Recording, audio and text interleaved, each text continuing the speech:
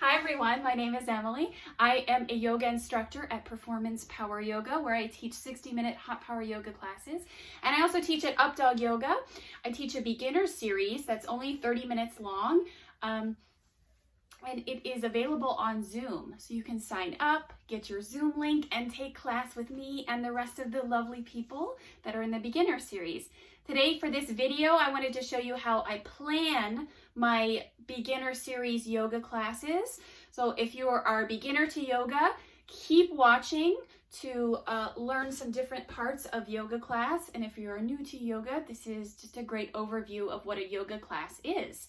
So the first thing, the most important part of yoga or a yoga class is, drum roll, is your breath.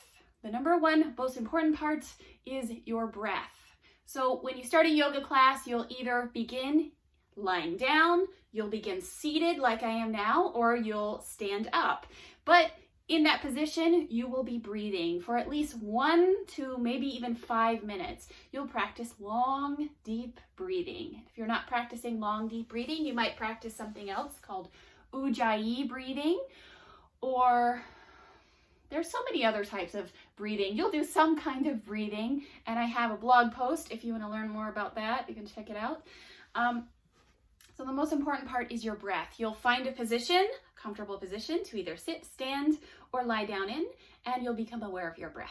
Deep breath in through your nose, and deep breath out through your nose. And you'll just practice breathing. The beauty of that is that it taps into your parasympathetic nervous system and causes a relaxation response. So right away you feel more relaxed and at ease. And then you move into the second most important part of class, or the second part of class, and that is your warm-up. Okay, so once you've done your breathing exercise, you've tapped into your breathing, you've created a mind-body connection, then you get to move. So if I'm seated, I might do some side stretches as a warm-up, might reach side to side, same thing standing, you could reach side to side, you can twist. A classic one is cat-cow. I do that in almost every one of my classes, cat-cow, my hands and knees, warm up through my spine, just pivot back and forth. And my favorite way, my absolute favorite way to warm up is with sun salutations. And I have a sun salutation video you can watch up here to show you what a sun salutation is. So after we've done our warm up, the next section of class is standing poses. And standing poses are just what they say. Standing poses is where you're standing on your feet with both feet on the mat or on the floor, wherever you're at, okay? If you started lying down, this is where you'll come up to standing, if you're not there already in your warm-up. So standing poses, you'll do warrior poses, you'll do all kinds of different poses, you'll do some lunges, really just depends on the teacher, depends on what they have written.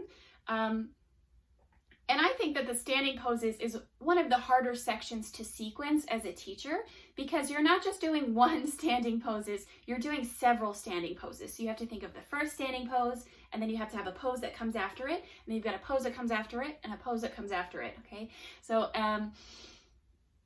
it's really up to you what you choose to put in those standing poses, but as long as you're on both feet, you're in a standing pose. If you are in a balance pose, that is still a standing pose, but it's a different section of standing poses. If you're standing on one foot, like in tree pose, that is a balance pose. If you're in eagle pose or dancer pose, those are balance poses. And I prefer to have them towards the end of my standing series. My legs are nice and warm, the rest of my body's nice and warm, and you can hold those standing poses to balance. I also have a balance video you can check out, probably up here. Just click on that, or even down below to find out more about balance poses. The fourth part of class that's really important are called back bends and forward bends. And those have to do with your spine when it's called forward bends and back bends, right? You're literally bending backwards. So bridge pose, camel pose, bow pose. I've got a ton of other videos you can watch to find out more about those poses. And forward folds are where you're folding over your legs. So you're reaching for your toes. If you got one leg in front of you, you're literally folding through your spine. The back bends are just the opposite of that, back bending through your spine. So there's a couple different ways to sequence that. You can do your back bends first, and then you can do a couple forward folds.